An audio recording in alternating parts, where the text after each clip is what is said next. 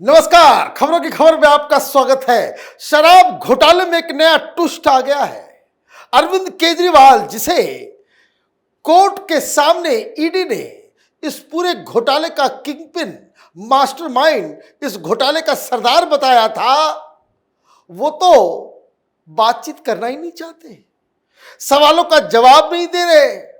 सवाल पूछे जाते हैं तो कुछ और जवाब दे रहे हैं। और जो सबसे बड़ी खबर ईडी के सूत्रों से आ रही है कि कई सवालों के जवाब में अरविंद केजरीवाल ने मनीष सिसोदिया को फंसा दिया है, मनीष सिसोदिया का नाम ले लिया है। यह भी खबर आ रही है कि आज अरविंद केजरीवाल के लिए अग्नि परीक्षा का दिन है, क्योंकि शायद कल होली के दिन इन दोनों को, के कविता और अरविंद केजरीवाल को आमना सामना कराया जाएगा, या फिर आज रात में ही दोनों का आमना सामना किया जाएगा। अग्नि परीक्षा इसलिए क्योंकि आज ईडी ने कविता को और केजरीवाल को एक ही तरह के सवाल दिए हैं। सवाल क्या क्या है वो मैं आपको आगे बताऊंगा, लेकिन जो बड़ी खबर जो ईडी के सूत्र बता रहे हैं कि केजरीवाल ने अपने जवाबों से मनीष सिसोदिया को ही फंसा दिया है। पूछा जाता है कि क्या आपको इस मीटिंग के बारे में मालूम था? क्या इस नीति को बनाने में आपने कुछ सुझाव दिए थे?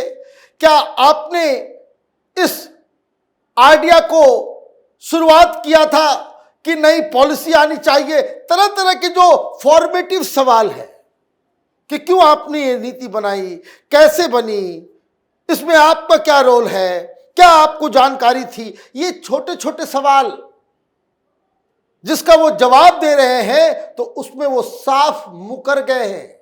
उन्होंने कहा मुझे कुछ पता नहीं है। हमने एक कैबिनेट बैठक की थी जिसमें हमने सारी जिम्मेदारी मनीष सिसोदिया को दे दी है। उसके बाद से ये कैसे बना, क्यों बना, नहीं बना, क्या क्या चीजें हुई, ये मुझे मालूम नहीं। तो मतलब सारा कांड किया तुमने और सारा कीचड़ तुमने सिसोदिया के सिर पर डाल दिया। अपने आप को बचाने के लिए आप अपने दोस्तों को, अपने साथियों को आपने फंसा दिया। अब जो सेकंड सेट्स ऑफ क्वेश्चन है, अलग अलग 3 सेट्स ऑफ क्वेश्चंस हैं, अलग अलग। एक पॉलिसीज के बनाने, उसके पहले और उसके बाद जो पॉलिसी से जुड़ा हुआ चीज है। फिर उसके बाद पॉलिसी के अंदर जो जो एलिमेंट्स डाले गए हैं उसको लेकर के सवाल है। सबसे बड़ी जो मुश्किल सवाल केजरीवाल के लिए था वो ये था कि क्या आपके घर में वो मीटिंग हुई जिसमें मनीष सिसोदिया, विजय नायर, सत्येंद्र जैन, सारे लोग आपके घर में आए थे और साथ में एक्साइज सेक्रेटरी को आपने बुलाया था और आपने वो दस्तावेज अपने हाथों से दिया? वो कहते मुझे याद नहीं है। इस व्यक्ति की याददाश्त चली गई है। ठीक वैसे ही जैसे मनीष सिसोदिया से ये सारे सवाल जवाब किए जा रहे थे, तो मनीष सिसोदिया ने क्या कहा था कि मुझे कुछ याद नहीं। यह आम आदमी पार्टी के तमाम लीडर्स को जब ईडी सवाल करती है तो याददाश्त चली जाती है। एक और इनका हेल्थ मिनिस्टर सत्येंद्र जैन, जब उससे पूछा गया था तो उसने भी यही कहा था कि देखिए मैं तो कोरोना से ग्रसित था, कोरोना की वजह से जो है मेरी याददाश्त चली गई है। ये देखिए, ये है सर्टिफिकेट। ऐसे तो कहते हैं कि भाई हम तो भगत सिंह के चेले हैं, जेल से डर नहीं लगता, लेकिन ये सारी चीजें हो रही हैं। मतलब केजरीवाल की जो आदत है धोखा देने की, तो सारे लोग जो इस पूरे रैकेट में फंसेंगे, केजरीवाल अब अपने आप को बचाने की कोशिश में जुटा हुआ है। अब दूसरी चीज जो आज का जो सबसे बड़ा डेवलपमेंट है, और वो ये है कि के कविता और केजरीवाल को एक तरह के सवाल दिए गए।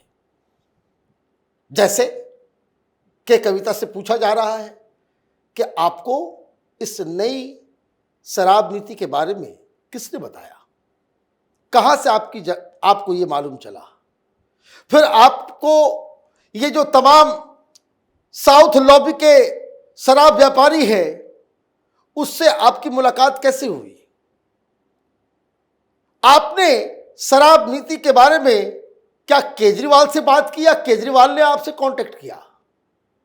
केजरीवाल से ये नीति बनाने के दौरान, जब ये शराब नीति बनाई जा रही थी, उस दौरान जो 3-4 महीने का पीरियड है उसमें कितनी बार आप दिल्ली आए? कितनी बार आप केजरीवाल से मिले? क्या केजरीवाल ने आपको कहा था पर्सनली कि 100 करोड़ रुपए चाहिए, हम आपके मन मुताबिक कानून बना देंगे? विजय नायर साहब की पहली मुलाकात कब हुई? यह इंडो स्पिरिट का क्या रोल है इसमें? 33% इस पूरी काली कमाई का हिस्सा इंडो स्पिरिट को जा रहा था। आपको कितना मिल रहा था? क्या निगोशिएशंस हुए? कब कब आपकी मुलाकात हुई? दिल्ली के अंदर, हैदराबाद में या बाहर? मतलब के कविता को आज वो सारे सवाल दिए गए हैं जिसमें केजरीवाल का कहीं ना कहीं रोल है। और रही उलट सवाल, केजरीवाल को भी दिया गया है कि के कविता के कांटेक्ट में आप कैसे आए? क्या आप एक नई शराब नीति लाने वाले हैं? वो आपने घोषणा की, उसके बाद आप कविता से मिले? कविता को आपने कांटेक्ट किया या के कविता ने आपको कांटेक्ट किया? विजय नायर को आपने हैदराबाद क्यों भेजा? मतलब वो सारे सवाल जो के कविता से पूछे जा रहे हैं, वही सवाल, वही सिचुएशनल क्वेश्चंस वो अरविंद केजरीवाल से भी पूछे जा रहे हैं। ईडी की स्ट्रेटजी ये है कि जो 15-20 सवाल है, के कविता के जवाब और केजरीवाल के जवाब अगर ये मैच नहीं करेंगे तो आज रात या कल दोनों को आमने सामने बिठाया जाएगा, दोनों के जवाब के साथ। और मैं आपको बता दूं कि कविता से जो पूछताछ हो रही है या केजरीवाल से जो पूछताछ हो रही है, इस सब का वीडियो बन रहा है। और आतिशी मार लेना, आपके लिए बता दिया जाए, ऑडियो भी है। ये बाहर अपने आप को जिस तरीके से बब्बर शेर बताने वाला, अपने आप को भगत सिंह का चेला बताने वाला केजरीवाल कैसे वह भीगी बिल्ली बना हुआ है, वो वीडियो और ऑडियो सब में है। याददाश्त चली गई है उसकी, सवालों का जवाब नहीं दे पा रहा है।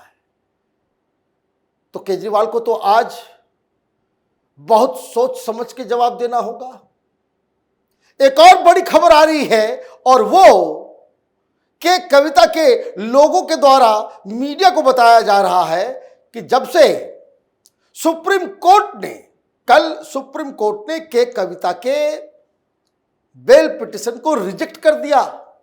मतलब ये आप समझिए कि जैसे जैसे समय बीतता जा रहा है, के कविता को ये लग रहा है कि कहीं उसका भी हाल मनीष सिसोदिया और संजय सिंह की तरह ना हो जाए, विजय नायर की तरह ना हो जाए कि हमें 1.5 साल तक जेल के अंदर में रहना पड़े।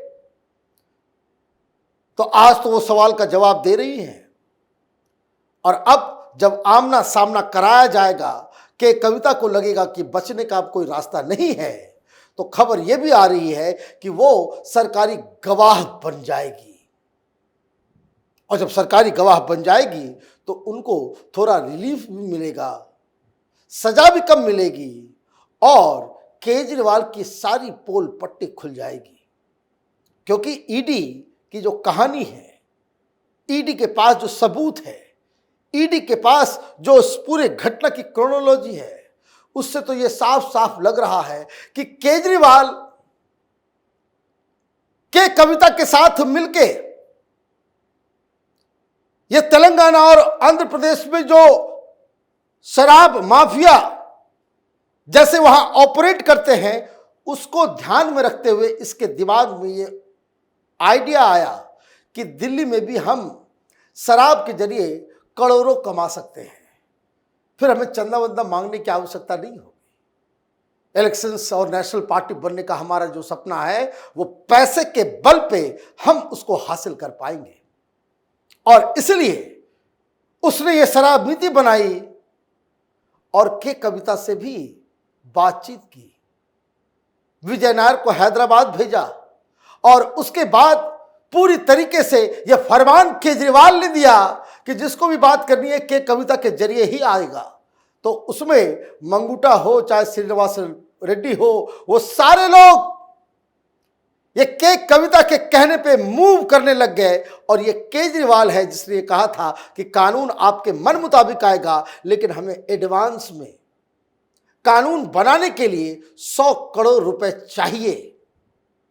और किस तरीके से पैसे गोवा पहुंचे, कैसे इसका इस्तेमाल किया गया, ये सारी जानकारी ईडी को लग रहा है कि के कविता के पास है। और इसलिए आज केजरीवाल के लिए बहुत ही मुश्किल भरा दिन है। मीडिया में ये खबरें ना आए इसलिए सुगुफा इसने सवेरे सवेरे छोड़ दिया। आतिशी मारलेना के जरिए ये कह दिया कि एक फर्जी लेटर जो है ड्राफ्ट कर लो। लेटर केजरीवाल ने भेजा नहीं था, लेटर आतिशी मारलेना और ये तमाम ये जो चंपू हैं आम आदमी पार्टी के चट्टे बट्टे, इन लोगों ने मिलकर बनाया कि एक ऐसा प्रोपेगेंडा करते हैं कि दिन भर जो है इसी और मीडिया का ध्यान रहेगा और ये जो सवाल जवाब किए जा रहे हैं ईडी के द्वारा वो जनता तक नहीं पहुंच पाए। आप देखते रहिए कैपिटल टीवी। हमारे वीडियोस को लाइक कीजिए, शेयर कीजिए और हमारे चैनल को सब्सक्राइब कीजिए। धन्यवाद।